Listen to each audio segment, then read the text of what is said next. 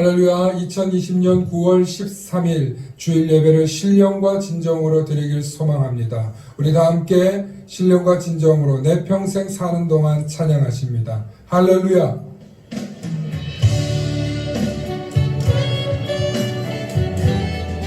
하나님, 우리 온 삶의 고백으로 이 시간 주님을 찬양합니다. 함께 경배합니다. 내 평생 사는 동안 주 찬양하리. 여호와 하나님 내 주를 찬양하리. 주님을 묵상하니 주님을 묵상하니 즐겁도다. 내 영혼 주 안에서 참 기쁘리. 내 영혼아 주님을 송축하라. 내 영혼아 주님을 찬양하라. 내 영혼아 주님을 송축하라. 내 영혼아 주님을 찬양하라. 내 평생 사는 동안 주 찬양하리. 여호와 하나님 내 주를 찬양. 주님을 묵상하니 주님을 묵상하니 즐겁도다. 내 영혼 주 안에서 참 기쁘리. 아멘 아멘. 내 영혼아 주님을 송축하라. 내 영혼아 주님을 의지하라. 내 영혼아 주님을 바라보라. 내 영혼아 주님을 송축하라.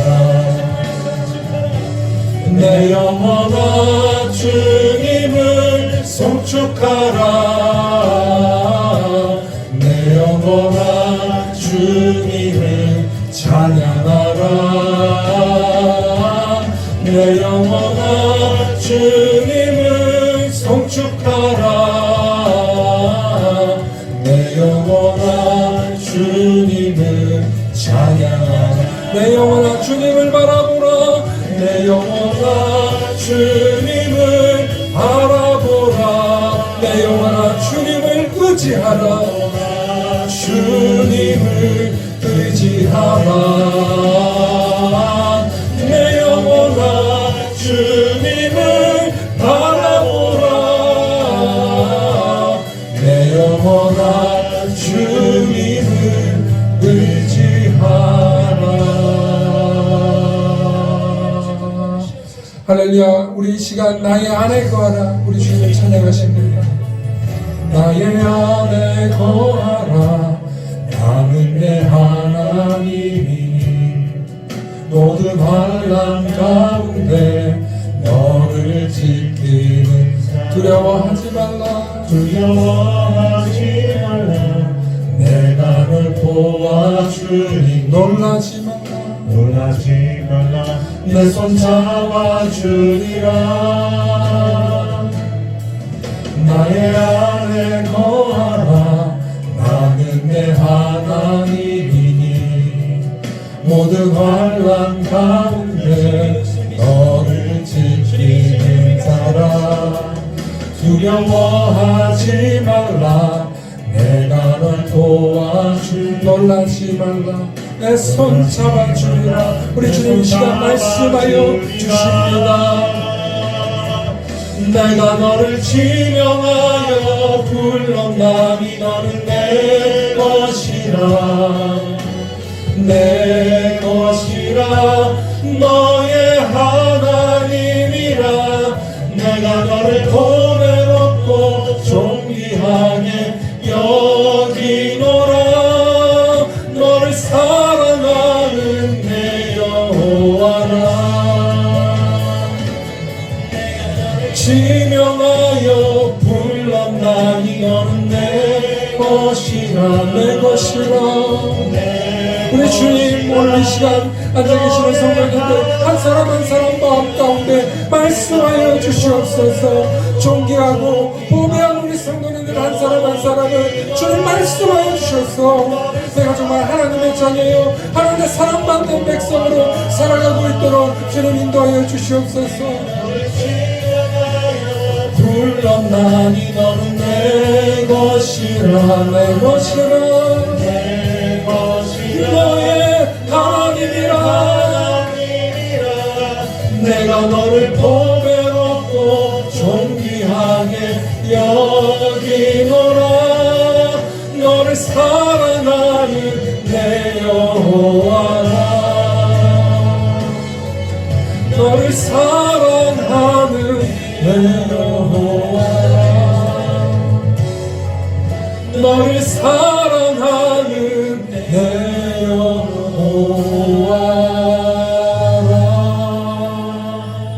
아멘. 우리도 함께 이 시간 예수는 그리스도의 심을 신령과 진정으로 고백하며 나아가시길 소망합니다.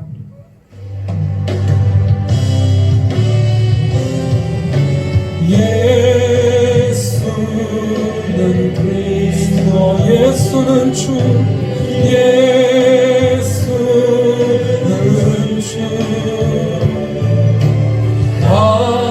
하나님의 영으로 예배 드리니 함께 일어나시겠습니다. 예수는 그리스도. 예수는 주. 예수는 주. 하나님의 영으로 하나님의 영으로 예배 드리니. 함께 창조의 아버지를 부르시면서 영광스러운 하나님의 보좌로 나아가겠습니다. 창조의 아버지 그 섭리를 보이사 그 섭리 보이사 택하신 세대 일으키어 택하신 세대 일으키어 이 땅을 고치소서. 이 땅을 고치소서. 주님의 크신 능력으로 주의 크신 능력 만물이 사모하니 만물이 사모하니 성령의 기름을 부어주사 성령의 기름 부어주사 이 시간 임하소서. 주 영광 여기 임하사 열방 향해 그리 비추소서. 주의 얼굴 구할 때 주의 은혜 머무소서. 우리 주님은 열방의 통치자, 열방의 통치자. 세상이 보리라, 세상이 보리라. 신실한 주의 약속으로 신실한 주의 약속을 교회는 승리하리. 교회는 승리하리. 우리를 돌아보사, 우리 돌아보사. 강건케 하소서. 강건케 하소서. 연약한 모두 벗어지고 연약한 모두 벗어지고 우리 모두를 승리케 하옵소서. 승리케 하옵소서. 주 영광 여기 임하사 열방 향해 그 빛 비추소서. 주의 얼굴 구할 때 주님의 은혜가 주의 은혜 머무소. 우리 두 손을 높이 들고 영광 여기 임하사 열방 향해 그 빛 비추소서. 주의 얼굴 구할 때 주님의 은혜가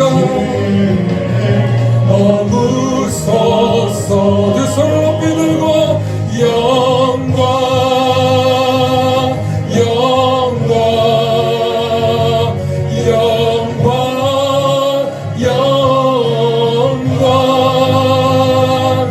영광 영광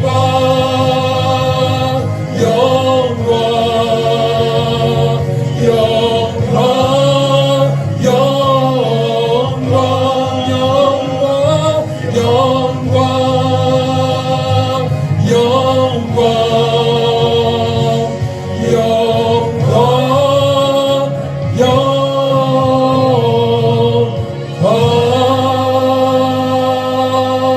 영광 다 함께 우리의 신앙을 고백하십니다.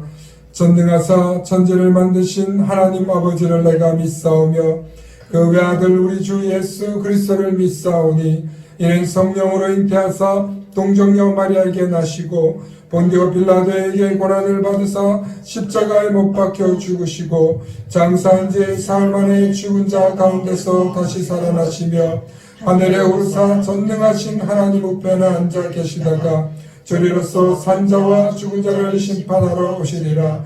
성령을 믿사오며 거룩한 공예와 성도가 서로 교통하는 것과 죄를 사하여 주시는 것과 몸이 다시 사는 것과 영원히 사는 것을 믿사옵나이다. 아멘. 오직 각 사람이 시험을 받는 것은 자기 욕심에 끌려 미혹됨이니 욕심이 잉태한 즉 죄를 낳고 죄가 장성한 즉 사망을 낳느니라. 지금까지 우리를 죄와 사망으로 몰고 갔던 모든 생각과 마음과 행동들을 우리 주님 앞에 침묵으로 고백하시기 바랍니다.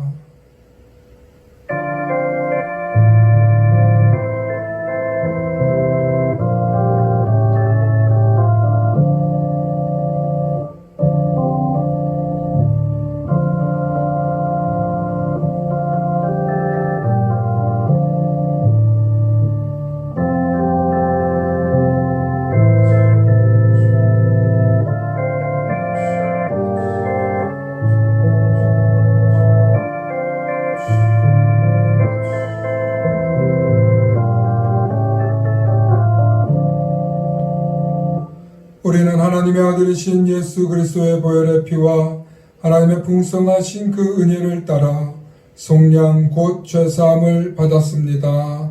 아멘. 교도문 80번 우리 한 절씩 교독하십니다. 우리가 이 보배를 질그릇에 가졌으니 이는 심히 큰 능력은 하나님께 있고 우리에게 있지 아니함을 알게 하려 함이라. 우리가 사방으로 우겨쌈을 당하여도 쌓이지 아니하며 답답한 일을 당하여도 낙심하지 아니하며 박해를 받아도 버림받지 아니하며 거꾸러뜨림을 당하여도 망하지 아니하고 우리가 항상 예수의 죽음을 몸에 짊어짐은 예수의 생명이 또한 우리 몸에 나타나게 하려 함이라. 우리가 살아있는 자가 항상 예수를 위하여 죽음에 넘겨짐은 예수의 생명이 또한 우리 죽을 육체에 나타나게 하려 함이라. 아멘. 찬송가 346장 주 예수 우리 구하려 찬양하십니다.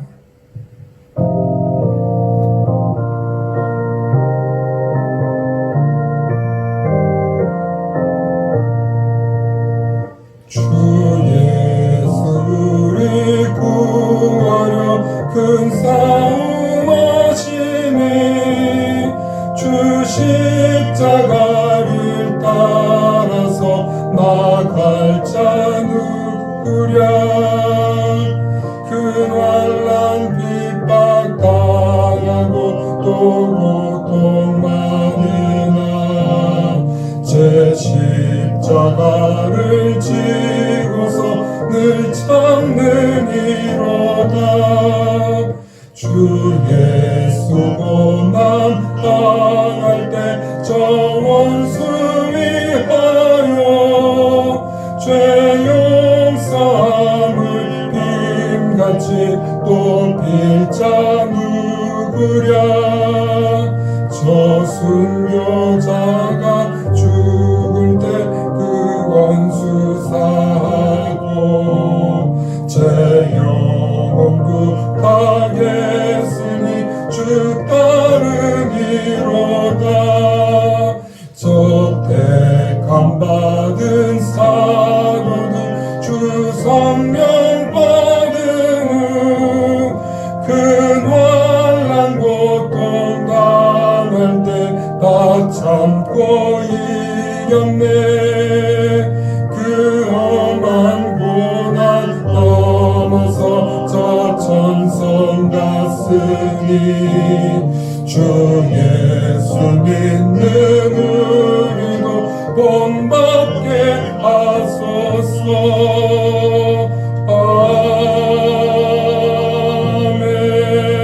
아멘.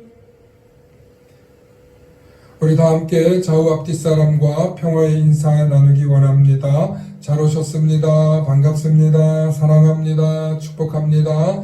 은혜 꼭 받으십시오. 시작.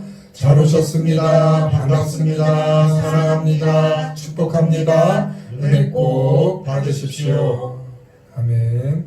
우리 2020년 표도 함께 외쳐주시기 바랍니다. 보라, 보라, 하나님께서 하나님께서 하신다. 하신다. 보라, 보라, 하나님이 하나님이 하십니다. 하십니다. 보라, 보라, 하나님이 하나님이 하셨다. 하셨다. 아멘. 아멘.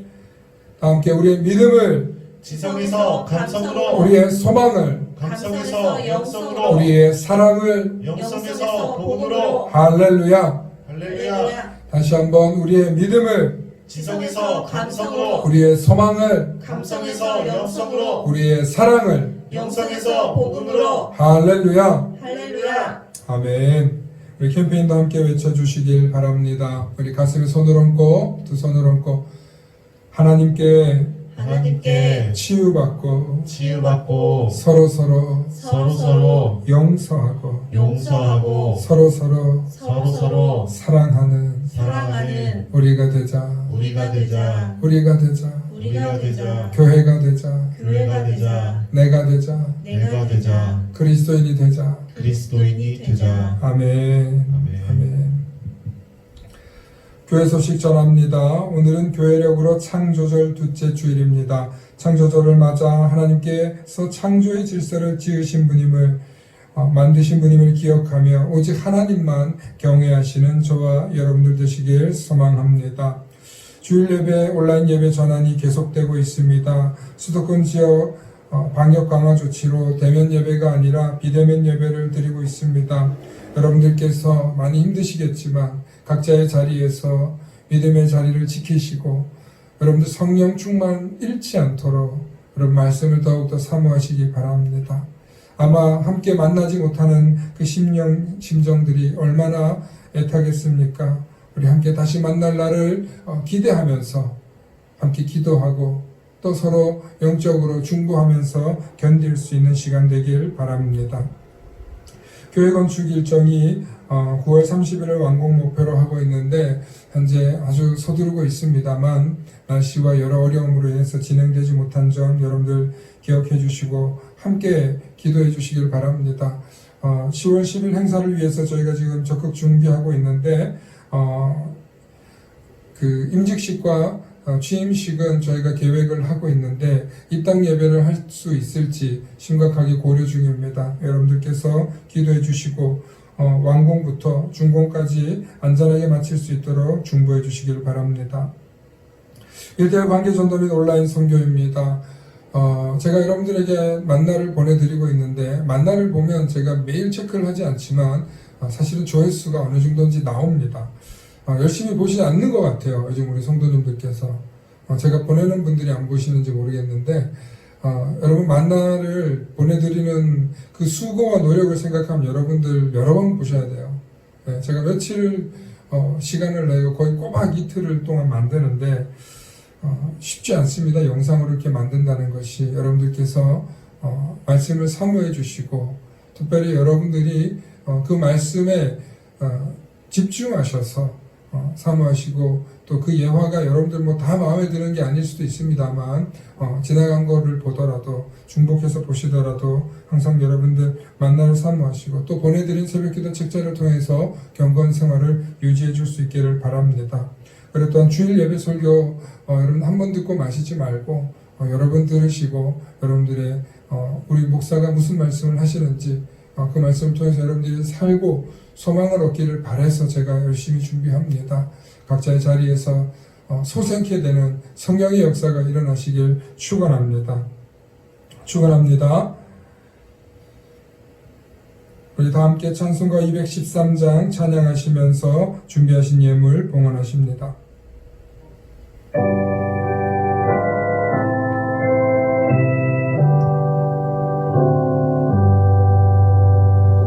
나의 생명 드리니 주여 받아주셔서 세상 살아갈 동안 찬송하게 하소서. 손과 발을 드리니 주여 받아주셔서 주의 이름 위하여 민첩하게 하소서. 나의 음성 들으니 주여 받아주셔서 주의 진리 말씀만 전파하게 하소서. 나의 보아 드리니 주여 받아주셔서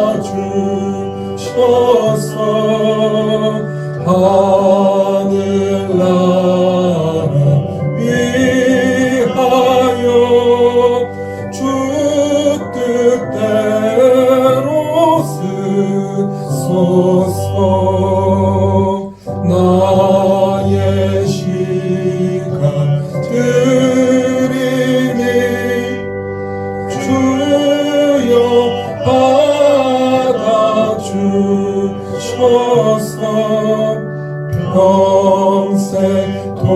평생토록 주 위해 봉사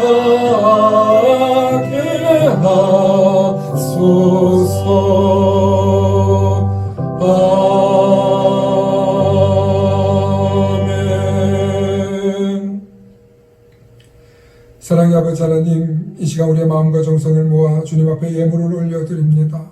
10회 1조와 감사 선교 주일일 전번제 성전 건축 온라인 등 각자의 제목으로 드려지는 귀한 손길들이 오니 하나님 친히 축복하셔서 하늘 상급의 문을 여시고 믿음으로 드린 예물들마다 하늘에 쌓게 하옵소서.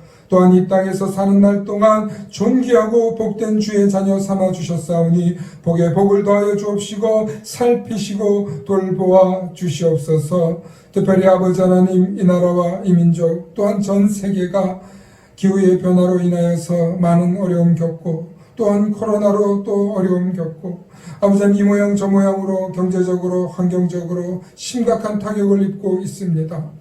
아버지 너무나도 어려운 가운데 있는 이 나라와 이 민족을 불쌍히 여겨주시고 또 전 세계를 아버지 하나님께서 보살피사 속히 회복되게 하여 주시고 이러한 환경의 징조를 통하여서 우리의 죄악과 우리의 욕망과 탐욕이 얼마나 더덥고 세상을 망치고 있는지 또한 깨닫게 하여 주옵시고 이 세상의 질서와 창조의 기준을 하나님께서 세우셨사오니 하나님의 창조의 질서를 깨닫고 우리의 믿음의 삶이 온전히 주님을 바라보며 하나님의 뜻과 의를 구하며 살아갈 수 있도록 깨닫게 하여 주시고 우리의 기도뿐만 아니라 전 세계의 많은 사람들이 간구하며 기도하고 있는 이 코로나의 문제도 속히 회복되어질 수 있도록 하나님 은혜 은총 더하여 주시옵소서. 특별히 간절히 바라고 원하는 것은 우리 검단 만나에게 건축을 놓고 함께 달려가고 있는 중에 있습니다. 하나님께서 하셨고 하나님께서 예비하셨고 하나님께서 준비하신 이 건축 가운데 아버지 우리의 힘과 능력으로는 기한과 일정을 맞추기 어려우니 하나님이 도우셔서 석히 진행되게 해주시고 하나님의 방법대로 준비한 모든 순서와 집례들을 하나님 이끌어 주시고 아무런 사고 없게 해주시고 하나님의 지혜를 발휘하여서 모든 순리대로 이끌어지게 하시고 완공과 준공까지 이루어지게 하여 주시옵소서. 또한 이를 놓고 온 성도들이 기대하며 함께 모일 그날을 소망하고 있사오니 아버지 하나님 기억하여 주시고 온전히 주님만 찬양하며 예배하는 우리 온 성도들 되게 하시고 다음 세대를 준비할 수 있는 믿음의 교회 될 수 있도록 축복하시고 인도하여 주시옵소서. 특별히 하나님께서 검단 만나 교회를 세우사 필요에 따라 지역에 세우신 줄 믿사오니 주님의 귀한 뜻대로 깨달아 쓰임받는 교회 되게 하시고 말씀이 충만하고 사랑이 충만하고 성도의 교제와 교통이 넘쳐나는 귀하고 아름다운 교회 되게 하여 주시옵소서. 오늘도 이 시간 주님의 말씀에 힘입어 한 주간 살아가길 소망하오니 성령님 친히 말씀하여 주시고 능력의 장중에 붙들어 주셔서 권능의 말씀으로 역사하여 주시옵소서. 온전히 하나님의 말씀이 시공을 초월하여 간통하는 역사가 있기를 소망하오니 이 시간 주여 역사하여 주시옵소서. 감사드리며 우리 주 예수 그리스도의 이름 받들어 간절히 기도 올리옵나이다. 아멘.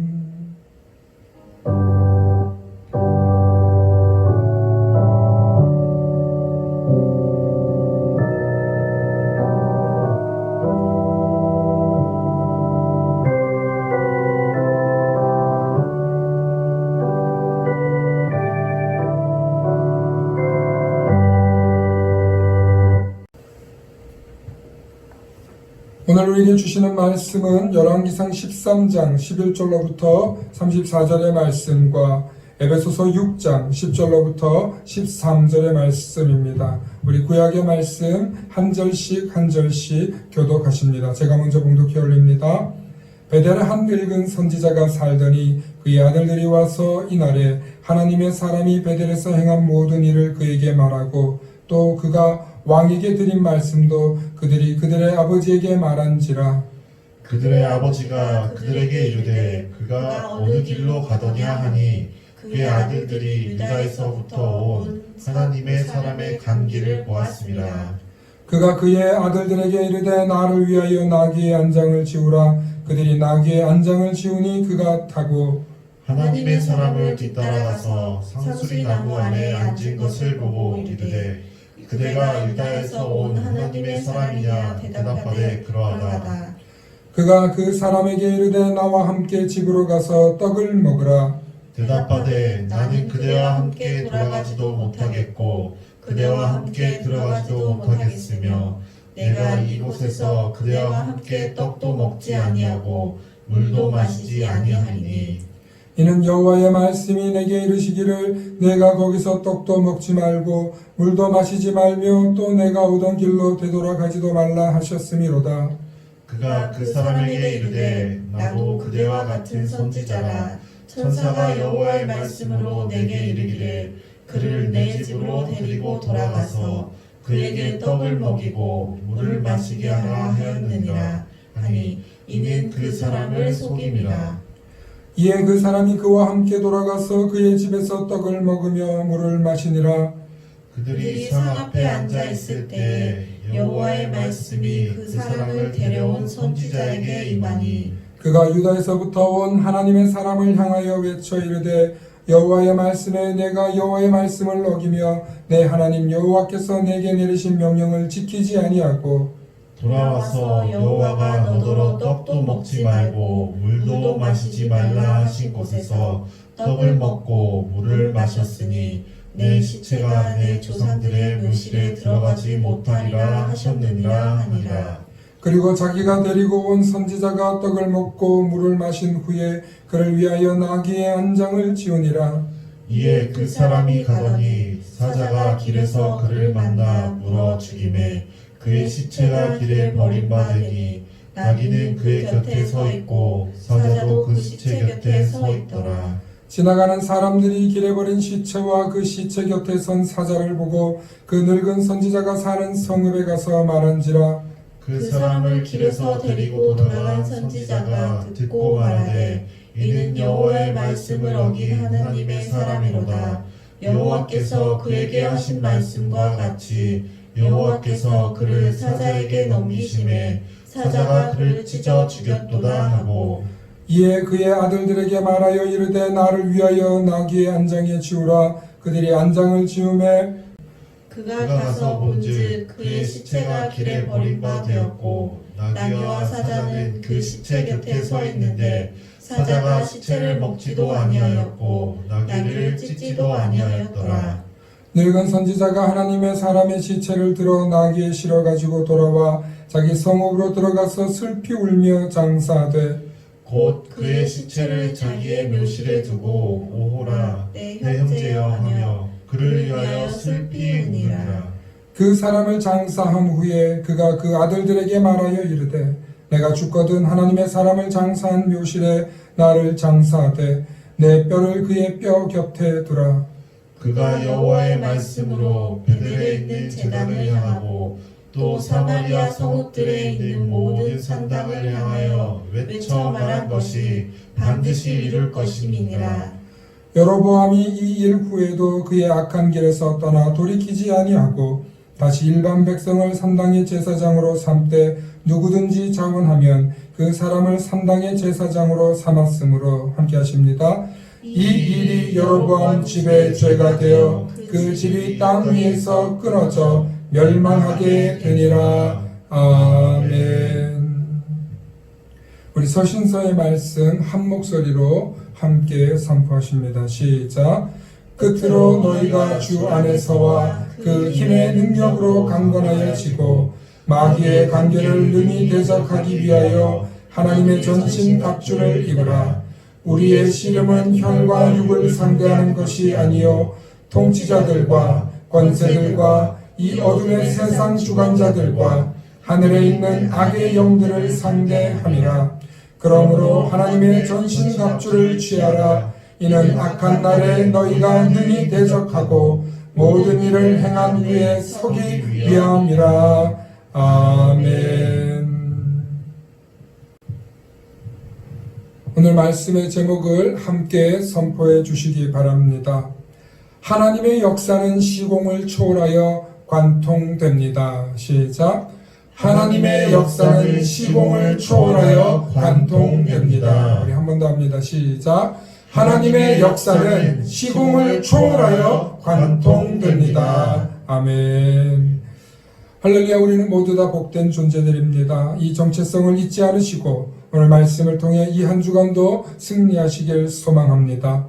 축복의 사람 곁에는 축복의 사람이 있고 감사의 사람 곁에는 감사의 사람이 찾아옵니다.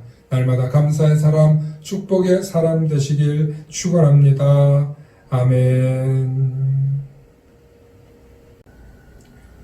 할렐루야, 오늘도 이렇게 함께 모여 예배 드릴 수 없는 주일이지만 온전히 하나님께 영광 돌린다는 심정으로 각자의 자리에서 거룩한 주일 예배 드리실 수 있기를 소망합니다. 소망합니다. 오늘은 한국교회 성도님들께서 코로나19로 인해서 온라인 예배를 많이 드리고 있고 또 그로 인해서 미디어를 많이 접하게 되고 계신다는 사실을 알게 되었습니다.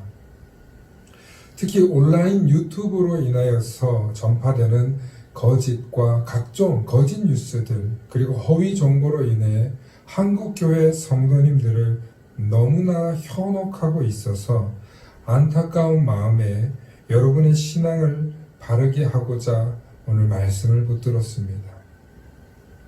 특히 순수하고 순전한 한국교회 성도님들을 정치인들과 정치 선동가들 혹은 유튜버 조회수를 늘리고 유튜버 구독자를 늘리기 위해서 농락하고 있는데 이게 너무나 심각한 상황입니다.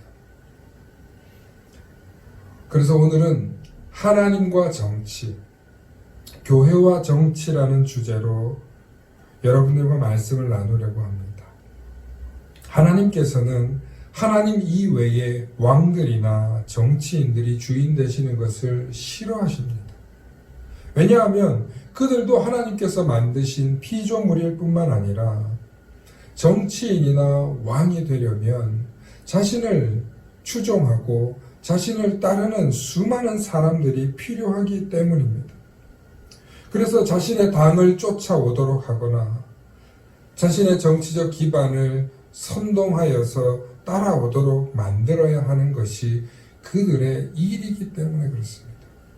특별히 한국교회가 이런 정치적인 이슈로 인해서 뜨겁게 흔들리고 있는 이슈들이 있는데 정치적 이슈 3가지를 여러분들과 한번 나눠보려고 합니다.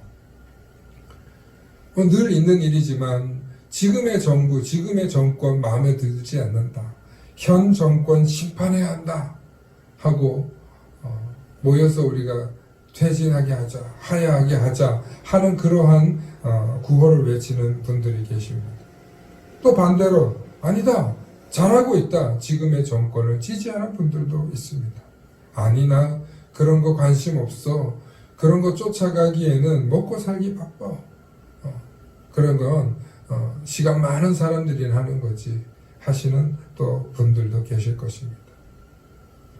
최근 코로나 사태가 겹치면서 현 정부의 부정과 잘못을 비판하며 소위 자유우파라는 진영을 만들어 무능한 정권을 심판하겠다며 광화문으로 모이자고 연일 선동하던 사람들이 있었습니다. 그리고 그들을 앞세운 소위 보수우파들이 있었습니다. 그런데 이 문제로 인하여 기존의 성도들이 도대체 왜 이 일로 인해서 교회가 욕을 먹어야 하냐? 왜 이 일로 인해서 교회가 코로나의 온실 역할을 해서 세상의 지탄을 받아야 하냐 하면서 답답해 하시는 분들도 있지만 한편으로는 저 목사가 진정한 목사다, 이 시대에 십자가를 지고 엘리야와 같은 목사다 하고 추종하시는 분들도 꽤 상당히 되는 걸로 알고 있습니다. 이렇게 광화문 집회 하나만 가지고도 크게 2갈래로 사람들의 반응이 나눠지는데 한국교회는 대부분 보수교단들이고 보수교단 입장에서 보면 현 민주당 정권이 마음에 드는 게 별로 없습니다. 달갑지 않습니다. 문화적인 이해, 정치적인 이해 모두 마음에 들어 하지 않습니다. 그런데 바로 이때다 하여서 일부 교회의 목사님들과 일부 정치적 선동가들이 자신들의 정치적 성향을 명확하게 드러내면서 자신들의 인기를 사고 있다는 것이 문제입니다. 솔직히 성도님들이 듣고 싶어하는 말을 속 시원하게 해주니 얼마나 좋겠습니까? 저 역시 그렇게 할 수 있습니다. 저 역시 그렇게 해서 저의 인기를 높일 수 있고 미디어를 사용하여서 사람들의 인기를 잡는 것을 방법 삼아 목회해 볼 수도 있습니다. 그런데 과연 그게 바른 목회일까요? 반대로 목사님과 정치적 생각이 다른 성도님들의 입장은 어떻게 헤아려야 하는 것일까요? 한번 생각해 보시기 바랍니다. 두 번째, 현장 대면 예배냐, 온라인 비대면 예배냐. 코로나 사태를 겪으면서 한국교회는 전에 없었던, 유례 없던 충격적인 경험을 하고 있습니다. 어떻게 자유민주주의 국가에서 종교의 자유를 침해하느냐 하는 이 문제는 보통 심각한 문제가 아닙니다. 그런데 지금의 정부는 코로나라는 감염 예방 때문에 우리의 목숨과도 같은 예배를 건드렸습니다. 한국교회가 스스로 우리가 온라인 예배 드리겠다 한 것도 아닌데 정부가 먼저 제재를 가했습니다. 협조를 요청하는 듯 했지만 그 방법은 결국 행정명령이라는 강제성을 띄어 법으로 명령했습니다. 그래서 많은 교회들이 이 문제로 심각하게 갈등해야만 했습니다. 감히 하나님의 명령을 너희가 우리에게 겁박하며 겁을 줘? 지금은 우리가 참지만 두고 보자. 반드시 이 정부 심판하겠다. 하며 많은 분들의 심기가 불편해지고 있습니다. 저도 한편으로는 그런 마음이 들 때도 있었습니다. 정말 이 정부 너무하네. 어떻게 온라인 예배를 우리에게 강제 명령할 수 있지? 우리가 스스로 하겠다는 것도 아니고. 그런데 최근 8.15 집회와 여름 휴가로 인해서 코로나가 급증하자마자 정부는 2.5단계를 실시했고 여론은 일제히 정부의 결정을 따라야 한다는 방향으로 언론의 기조가 바뀌었습니다. 그리고 세상의 수많은 사람들이 코로나의 심각성을 강조하며 기존의 한국교회가 코로나의 온실인 마냥 비난하기 시작했습니다. 수많은 기사의 댓글에는 오로지 기독교, 개독교, 정신 나간 집단, 저것들은 신천지보다 못한 인간들이야 하면서 수많은 폭언들이 댓글로 달렸습니다. 순간 그동안 한국교회가 이 국가와 이 민족을 위해서 기도하고 헌신하고 희생하고 또 발전한 수많은 내용들은 온데간데 없이 사라지고 완전히 우리는 버림받은 그런 집단처럼 보였습니다. 저도 댓글을 보면은 한국교회가 그동안 애쓰고 헌신한 것이 물거품이 되는 것처럼 보여서 마음이 아팠습니다. 하지만 그 글을 자세히 보면 수백 명, 많아야 수천 명의 댓글이기도 합니다. 물론 그들의 의견을 무시하는 것은 아닙니다만 그 욕을 먹으면서 제 마음이 너무나 아팠기 때문에 그렇습니다. 그리고 제가 몇 주 전에도 여러분에게 말씀드렸지만 그래, 맞자. 맞을 때 맞자. 욕 먹을 때 욕 먹자. 그것이 우리가 예수님을 따라가야 할 때입니다. 예수님께서 십자가 지실 때 돌을 맞고 매를 맞을 때 맞서 싸우지 않으셨습니다. 오히려 맞고 피 흘리셨고 결국에는 십자가에 달려 죽으셨습니다. 여러분, 우리는 이럴 때 오로지 예수님의 고난의 여정을 기억하셔야 합니다. 그런데 중요한 것은 현장 예배냐 비대면 예배냐 하는 문제로 한국교회 내에서 성도들끼리 갈등을 겪고 있다는 것이 문제입니다. 세 번째입니다. 또 세 번째는 몇 년 전부터 있었던 차별금지법 이야기입니다. 인권을 보호하기 위한다고 하면서 오히려 인권을 더 제한하는 법을 만들어 혼란을 일으키고 있습니다. 미국에서도 이 법을 만들어 놓고 수많은 혼란을 겪고 있고 오히려 더 큰 어려움을 겪고 있다고 합니다. 최근 성소수자들의 퀴어 축제라든지 성소수자의 인권 문제를 놓고 우리 목사님은 그를 지지하느냐? 우리 목사님은 그를 반대하느냐? 지지하면 목사님의 신앙에 문제가 있는 거고 반대하면 목사님은 사랑이 없는 분이 되고 아주 심각한 문제가 되는 것입니다. 이를 놓고 교회가 어떻게 해야 하느냐? 이 문제로 한동안 교회가 시끄러웠습니다. 분당에 약 3만 명 정도 되는 교회에서는 부목사님이 설교 시간에 사랑으로 품어야 한다는 유의 취지로 설교를 했다가 교회가 난리가 났습니다. 심지어 온라인으로 설교를 듣던 외부에서 교회로 항의 전화가 빗발치게 들어왔다고 합니다. 바로 그때 사랑이 많은 담임 목사님이 부목사 설교 감싸 안았다가 엄청난 맹공을 당한 사건이 있었습니다. 이처럼 우리 사회는 법과 정치의 문제, 현대를 살아가는 그리스도인들에게 절대 무관할 수 없는 중요한 이슈인 줄 저도 압니다. 그런데 이 이슈들 때문에 친구와 친구가 싸우고 성도와 성도가 갈리고 어른과 젊은이들이 갈리고 심지어는 교회가 갈라지는 심각한 문제들이 발생하고 있다는 것입니다. 과연 하나님이 이 모든 것을 보고 기뻐하실까요? 아니면 사단이 기뻐하는 일일까요? 이 세 가지의 문제에 휩싸이거나 논쟁에 휘말리면 그야말로 한국 교회는 초토화됩니다. 아니, 교회가 아니라 지옥 그 자체가 됩니다. 얼마나 이 문제들이 심각한 상황을 만드는지 모릅니다. 그렇기 때문에 한국의 건강한 교회들은 이 문제에 휘말리지 않으려고 지혜롭고 현명하게 피하려고 합니다.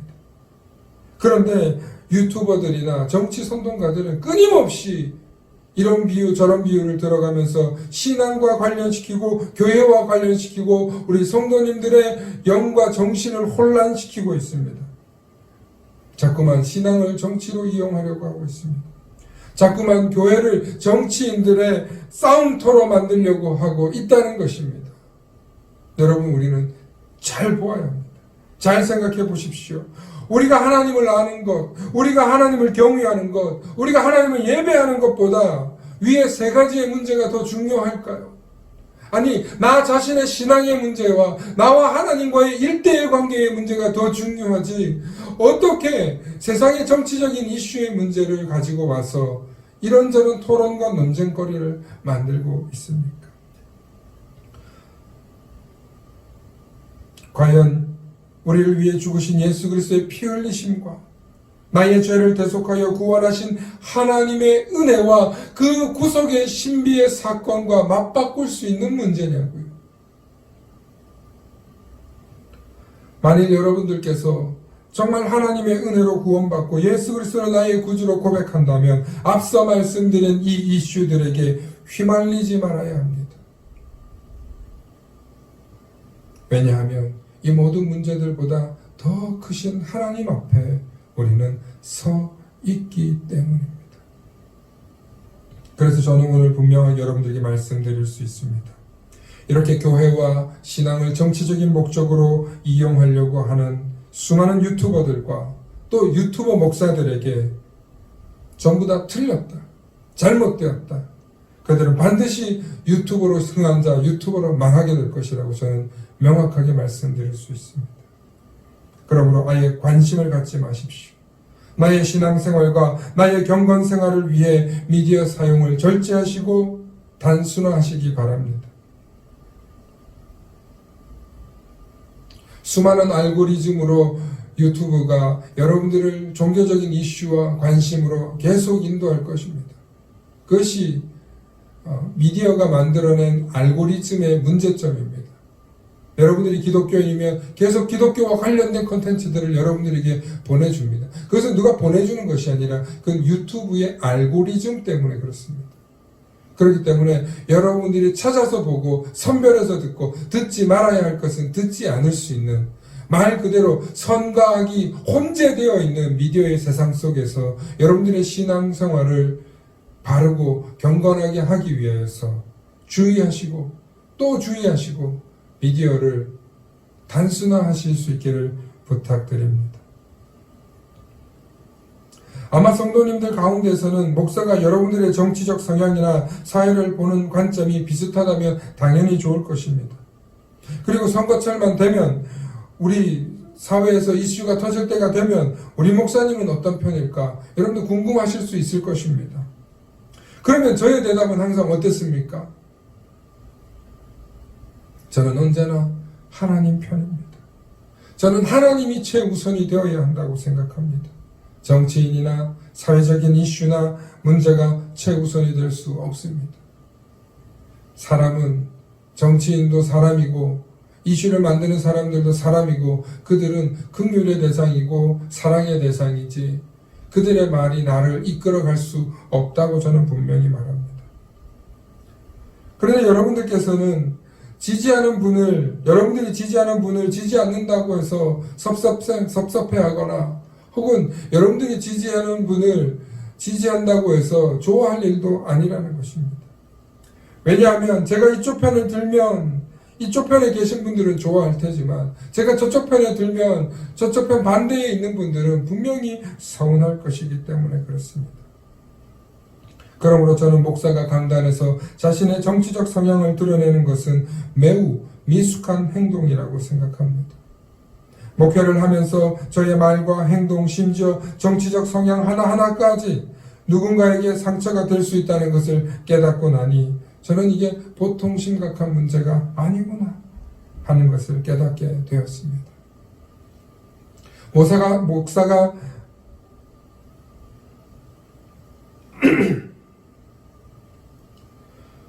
목사가 세상 정치에 무관심할 수는 없습니다. 하지만 목사가 강단에서 혹은 성경 공부를 할 때 자신의 정치적 성향을 드러내고 가르치려 한다면 그 목사는 하나님에 대한 깊은 영적 이해가 부족하거나 성경의 심오한 구원의 세계를 체험해보지 못한 목사일 것입니다.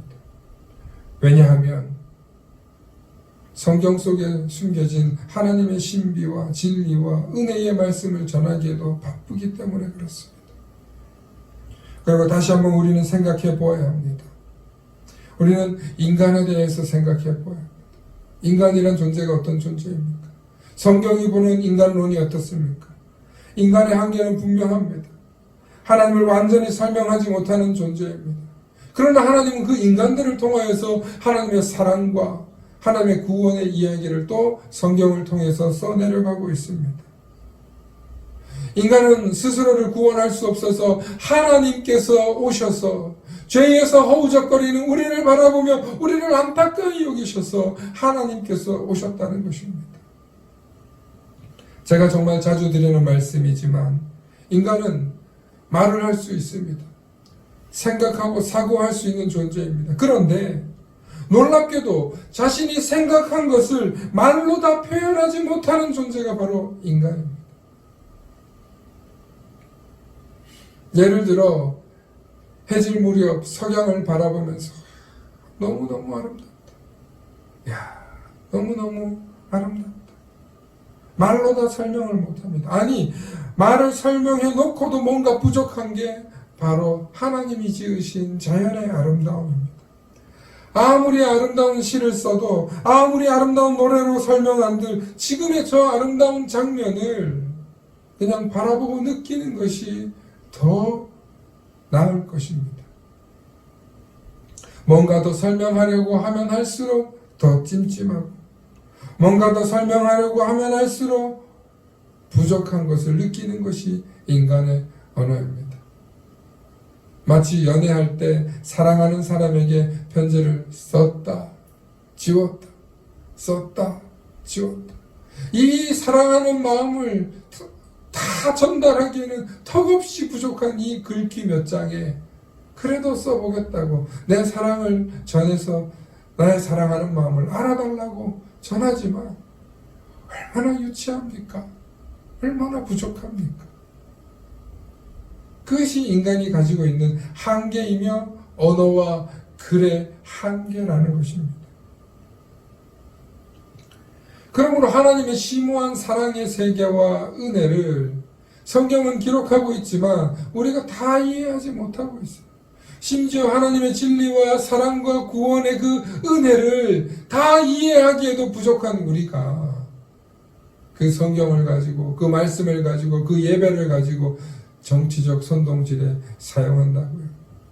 여러분, 한번 잘 돌아보실 수 있기를 바랍니다. 그러므로 목사인 저와 또 많은 교회 목사님들이 해야 할 일은 성경을 통해서 말씀을 통해서 어떻게 하면 성도들에게 하나님의 은혜와 구원의 진리가 이 속에 담겨 있는가, 하나님이 얼마나 우리를 사랑하고 계시는가, 그 이야기 전달하기에도, 그 생명의 말씀을 전하기에도 부족한데, 여러분 어디 가서 정치를 하고 세상에 나가서 선동을 합니까? 여러분 성경 속에 이스라엘 민족들 여러분 보시죠. 여러분 그들이 이스라엘 민족주의를 만들고 애민, 애족 뭐 이런 이야기들을 하죠. 여러분 그런데 하나님께서 그거 기뻐하셨나요? 기뻐하지 않으셨습니다. 성경은 어떤 민족주의로 살아가라고 가르치지 않았습니다. 이스라엘 백성들은 하나님의 선민이니 하나님께서 그들을 택하여 놀랍게 사용하신다? 천만의 말씀입니다. 성경은 그렇게 말하지 않습니다. 오히려 버려진 돌과 같은 저들을 사용하여서 하나님께서는 머릿돌로 삼으시고 세상에서 보잘것없고 이름도 없고 합비루라고 불리던 그들을 택하셔서 하나님이 누구신지를 보여주는 참 하나님의 구원의 역사를 이스라엘 민족을 통하여서 보여주는 거지. 그 민족을 잘 되게 하시려고, 그 민족을 통하여서 세상의 모든 민족들을 이끌어가는 인류를 만들려고 하나님 만드신 것이 아니에요. 오로지 하나님의 역사하심을 보여주기 위해서 그 연약한 민족들을 택하셨다는 거예요. 그 하나님의 역사를 보여주기 위해서 이 지구에서 가장 연약했던 남북전쟁으로 완전히 피폐되었던 대한민국을 사용하여서 지금에도 역사하시는 것처럼 오늘 저와 여러분들은 그때나 성경의 구약의 시대나 과거나 지금이나 하나님의 역사가 관통되고 있다는 것을 우리는 기억하고 하나님께 우리의 초점을 맞추실 수 있기를 축원합니다. 그래서 하나님의 사랑과 구원의 은혜가 담겨있는 말씀에 집중하시기 바랍니다. 그 말씀에 집중하지 않는 순간 우리는 끊임없이 사단의 악한 노림에 우리는 교묘하게 속고 또 신앙과 믿음을 잃게 되실 것입니다. 제가 성도님들과 전화통화를 이렇게 해보면 성도님들이 지금 몇 주째 은혜의 자리에서 있지 못하고 정말 예배의 자리에 오지 못하고 주일날 한번 온라인으로 예배드리는 상황이 되고 여러분들께서 그러다 보니까 마음이 헛헛하신 걸 제가 느껴요. 그런데 여러분의 마음이 헛헛한 것만 있는 것이 아니라 여러분들의 영성을 지금 악한 미디어가, 악한 사자가 우리를 우는 사자와 같이 집어삼키려고 우리의 심령을 피폐하게 하고 우리의 영성을 피폐하게 하려고 하고 있다는 것을 주의하시기 바랍니다. 그리고 여러분들이 지금 앉아 계시는 그 자리에서 하나님의 은혜를 사모하고 하나님의 말씀 없이는 살 수 없지, 내가 세상 정치와 세상 선동가들에게 이용당하지 말고 나는 말씀에 집중할 거야. 오로지 주의 복음의 말씀을 전하고 하나님의 사랑의 말씀을 전하는 말씀을 여러분들 찾아서 들으실 수 있기를 바랍니다. 그것이 여러분들의 영혼이 사는 길이고 그것이 여러분들이 믿음의 길을 유지하며 살아갈 수 있는 비결입니다. 오늘 성경 본문의 내용은 분명히 말하고 있습니다. 그래서 오늘 이 본문이 너무나 귀한데요. 오늘 본문을 읽기 전에 여러분들이 당시 이스라엘 상황을 좀 아셔야 됩니다. 오늘 성경을 살펴보면 남유다로부터 온 하나님의 사람과 북이스라엘 베델에 살고 있는 늙은 선지자 이야기가 나옵니다. 성경은 오늘 본문에 이 아리송하고 말도 안 되는 선지자들을 놓고 우리에게 말씀합니다. 도대체 이게 무슨 말이지? 여러분, 이 이야기는 먼저 베델과 단이라는 지명을 말해주고 나옵니다. 베델과 단은 오늘 그 화면에서 보시는 것과 같이 북왕국 이스라엘을 말합니다. 먼저 열왕기상 12장을 통해서 북왕국 이스라엘, 즉 베델부터 단까지 북왕국 이스라엘을 말하는데 이곳을 통치하는 여로보암 왕이 10지파의 임금이 되었고 르호보암 왕은 남유다 지파와 베냐민 지파, 즉 합쳐서 남유다 왕국이 되는데 힘과 권세로 따지면 10지파를 가진 여로보암이 훨씬 강력한 힘을 구사하고 있습니다. 반대로 남유다 왕국의 르호보암은 훨씬 약하고 연약할 수밖에 없습니다. 하지만 남유다 왕국이 누굽니까? 베냐민 지파의 사울 왕과 그 뒤 유다 지파의 다윗과 솔로몬의 계파를 이어가고 있기에 그들은 여호와 하나님을 두려워하며 섬기는 신앙이 좀 더 올곧은 전통으로 가지고 있었습니다. 반대로 북이스라엘 10지파는 레위 자손도 아닌 일반 백성으로 제사장을 삼는 등 여로보암 왕이 제멋대로 산당을 짓고 우상 숭배를 하기 시작합니다. 이 일로 하나님께서는 북이스라엘을 이미 버리셨다 하고 12장에 말하고 있고 오늘 성경에 등장하는 남유다로부터 온 하나님의 사람이 등장합니다. 그렇다면 남유다로부터 온 이 하나님의 사람은 누구를 뜻하며 또 이후에 나오는 베델의 늙은 선지자는 무엇을 뜻하는지 오늘 이야기를 통해서 여러분들 기억하실 수 있기를 바랍니다. 먼저 하나님의 사람은 남유다에서 온 전통적인 레위인 출신의 제사장일 가능성이 높습니다. 그리고 그가 여로보암이 있는 북이스라엘에 갔다가 제단에 불을 옮겨주는 일을 하러 갔다는 것입니다. 그런데 거기서 그만 북이스라엘 왕국 여로보암의 왕의 손이 굳어버리는 일이 일어납니다. 바로 그때 남유다로부터 제사장 이 하나님의 사람이 기도해서 여로보암의 손이 전과 같이 회복된 것입니다. 그러니 얼마나 여로보암 왕이 기뻤겠습니까? 그래서 이 하나님의 사람에게 여로보암 왕이 내가 너에게 예물을 드리겠다 라고 얘기하자 이 하나님의 사람이 뭐라고 얘기하냐면 하나님의 사람이 왕에게 이렇게 말합니다. 하나님께서 아무것도 받지 말고 먹지도 말고 왔던 길로 뒤도 돌아보지 말고 돌아오라고 하셨습니다. 그러니 심지어 왕이 저에게 절반의 재산을 주고 내게 먹을 것을 준다 할지라도 나는 왕과 함께 들어가지도 않고 떡도 먹지 아니하고 물도 마시지 아니하리니 이는 여호와의 말씀이 내게 명령하였기 때문입니다. 하고 받지 않습니다. 그리고 자신이 왔던 남유다 길로 돌아갑니다. 그러니까 하나님의 말씀의 명령에 순종해서 돌아간다 이런 얘기입니다. 그런데 문제는 이 돌아가던 길에 어떤 사람을 만나게 되는데 바로 그 사람이 베델에 머물렀던 한 늙은 선지자입니다.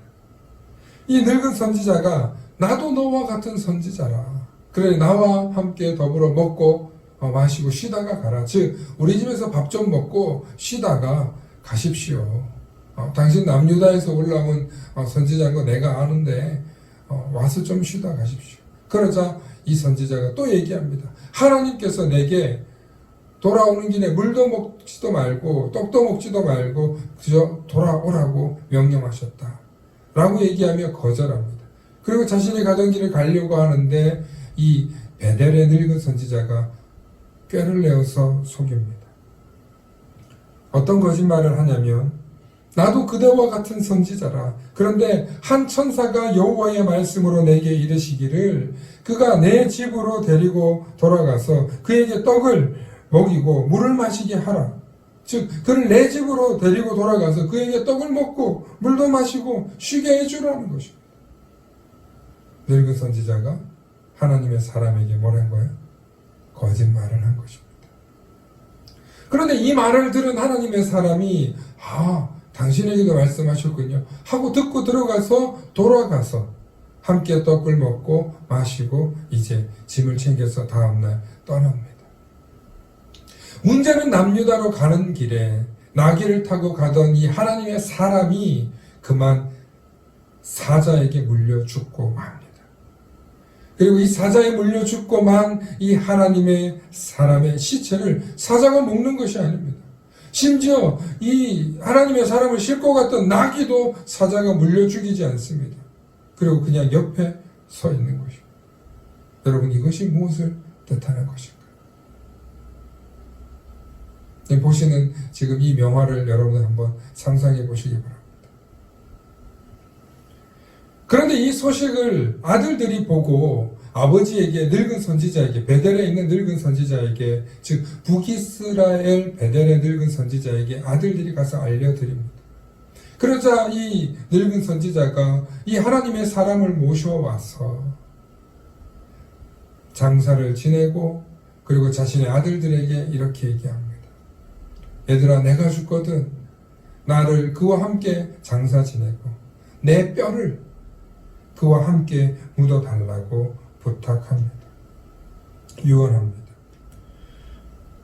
그리고 이상하게 열왕기상 마지막에 이런 일이 있었음에도 불구하고 여로보암은 악행을 멈추지 않고 제 멋대로 하나님의 제사장을 임명하고 제 멋대로 산당의 제사장들을 보내서 제사를 지내게 하더라 하는 이야기로 끝납니다.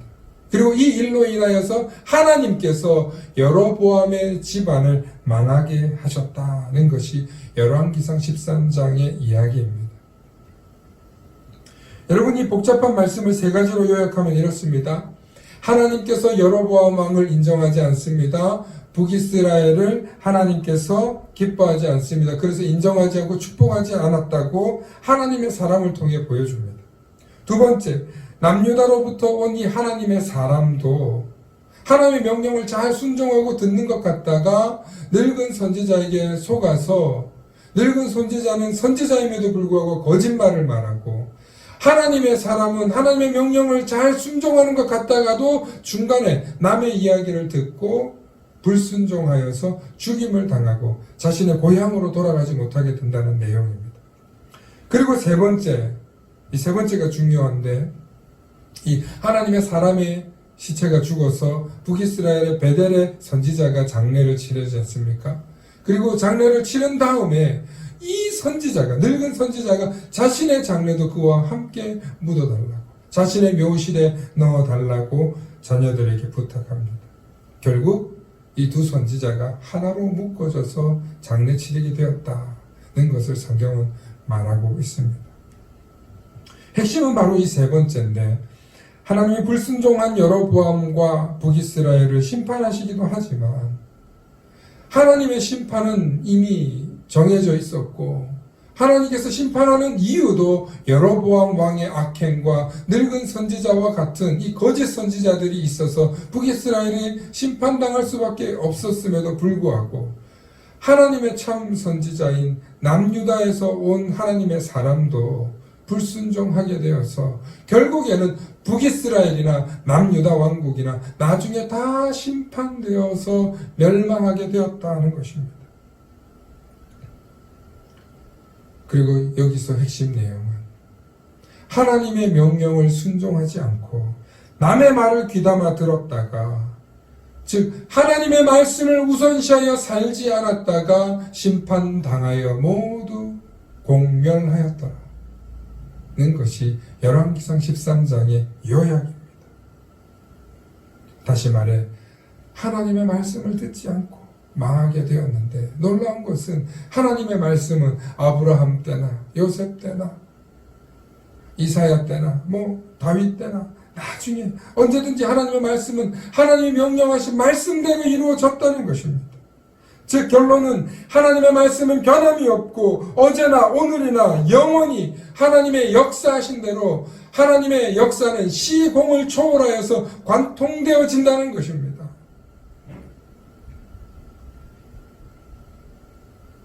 그런데 세상 사람들은 이렇더라 저렇더라 하면서 하나님의 말씀에 귀 기울이기보다 자신들의 잡소리들을 만들어내고 있다는 것입니다. 그런즉 오늘 본문에 나오는 하나님의 사람과 늙은 선지자 이야기는 북이스라엘의 정치적 종교적 상황과 남유다 왕국의 정치적 종교적 상황을 빗대어 묘사하며 비유로 설명하기 위한 이야기라는 것입니다. 즉 북왕국이나 남유다나 그들은 모두 서로 하나님을 섬긴다고 하면서 자신들의 주장, 자신들의 정치적 이익, 자신들의 종교적 목적을 고집하며 서로 자신들이 옳다고 주장합니다. 즉 정치와 종교, 그 나라의 왕들의 명분일 뿐이지 오로지 왕권을 강화하고 자신들의 입지를 키우기 위한 도구로 사용하였다는 것입니다. 하나님을 두려워하고 하나님을 경외하는 자세는 온데간데 없고 결국에는 하나님 없이 살기 시작하여서 망하였더라. 이것이 성경이 말해주는 교훈입니다. 율법은 그저 허울 좋은 명분일 뿐이고 성전과 예배는 그들의 모임을 하기 위한 집회장일 뿐이라는 것. 이것이 이스라엘이 망하게 된, 이것이 하나님께서 그들을 심판하게 된 이유라는 것이다. 이것이 성경의 마지막 설명입니다.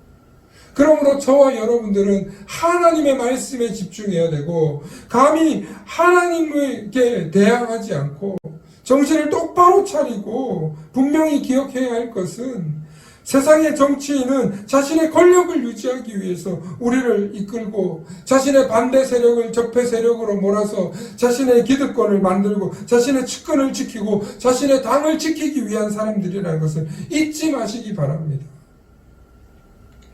거기에는 국민도 없고 국가도 없고 무엇보다 하나님을 두려워하는 마음들이 없습니다.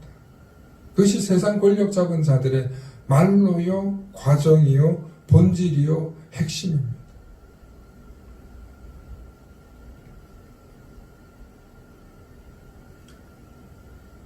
그러므로 저와 여러분들이 정말 두려워해야 할 대상은 세상의 정치인들이나 세상의 권력자들이 아니라 하나님의 말씀이요 하나님 그분 자체임을 잊지 마시는 저와 여러분들 되시길 소망합니다.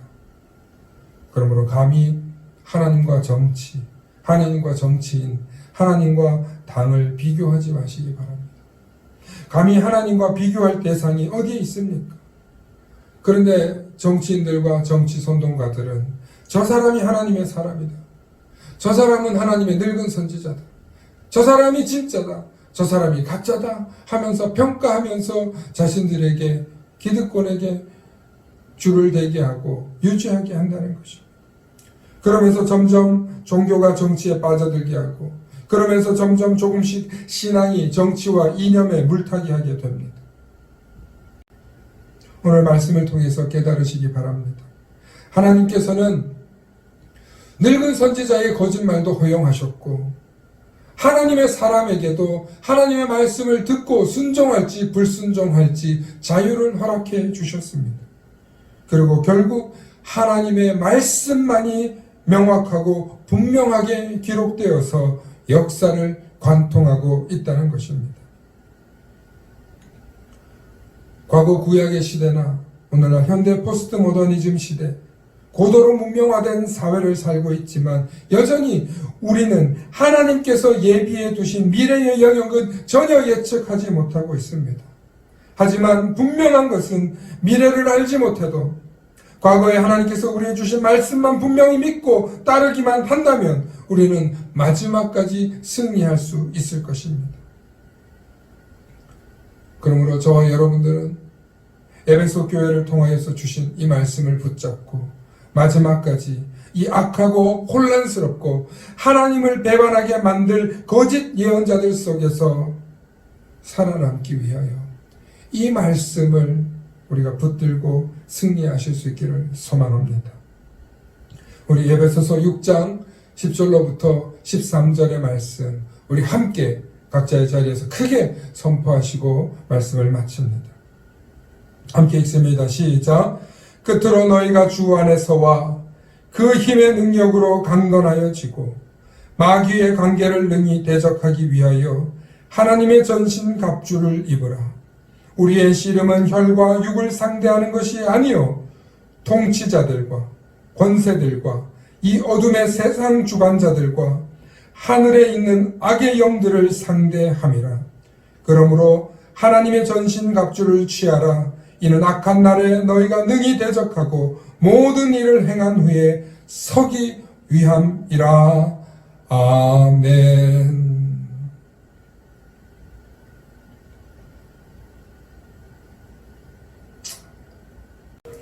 다 함께 이 나라와 이 민족을 위해서 우리 사랑하는 마음으로 정말 나라의 구원과 또 하나님의 영광을 위해서 이 민족이 사용되게 해달라고 우리 그런 마음 담아서 582장 어둠 밤 마음에 잠겨 함께 찬양하십니다.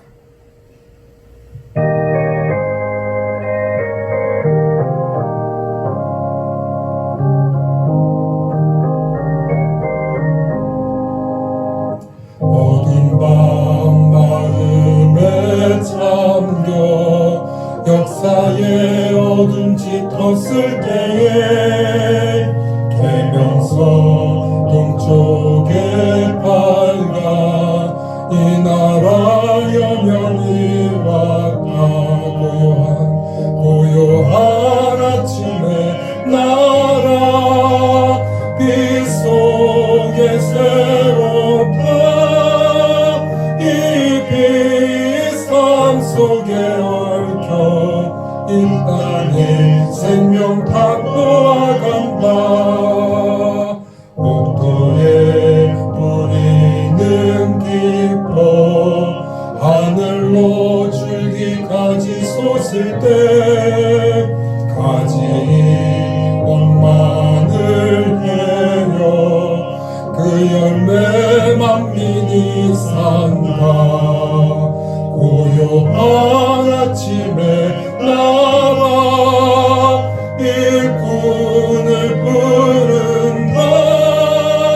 하늘 씨앗이 되어 역사의 생명탈 이어가니 맑은 샘 주기 용서사 거칠은 땅에 흘러 적실 때 기름진 푸른 벌판이 눈앞에 반짝 트인 날 고요한 아침에 나라 새하늘 새 땅아 길이 꺼지지 않는 인류의 횃불 되어 타거라.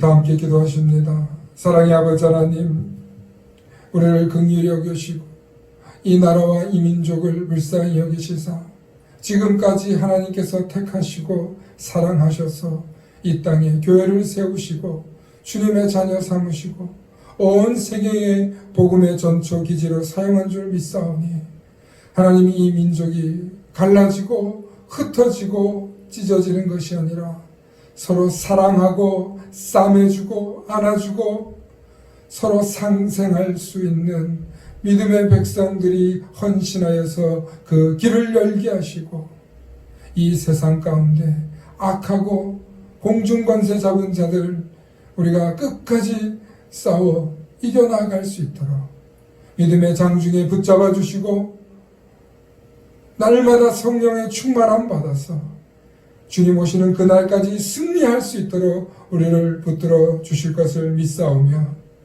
날마다 주님과 함께 동행하기로 다짐하는 온 성도들, 온 나라와 민족들, 교회들 다 되게 하여 주시옵소서.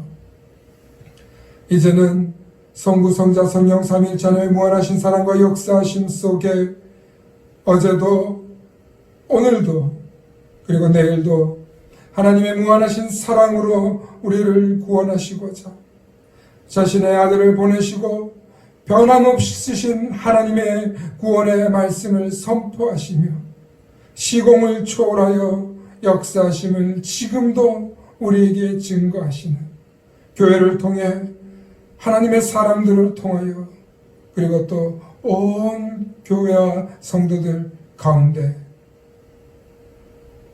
아버지 하나님의 말씀을 사모하며 지금도 우리를 사랑으로 부르고 계시는 놀라운 은혜의 주님만 바라보며 온전히 집중하며 나아가기를 다짐하고 결단하는 우리 검단 만나교회와 이 교회 속한 모든 성도들과 이들의 가정, 사업, 일터 모든 것 위에 이제로부터 영원토록 함께 하시기를 간절히 축원하옵나이다. 아멘.